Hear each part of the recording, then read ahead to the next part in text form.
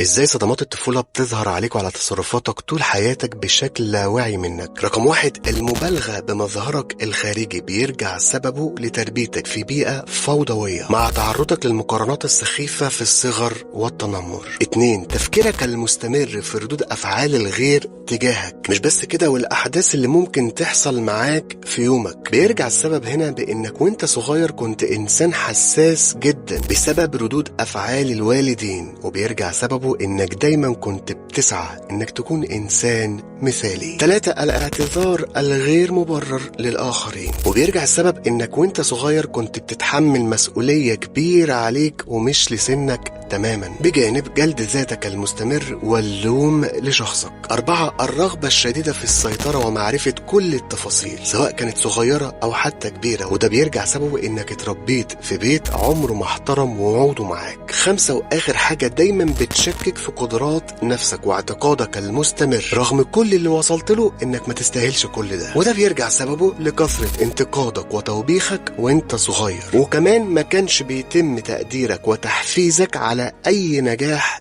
انت وصلت له.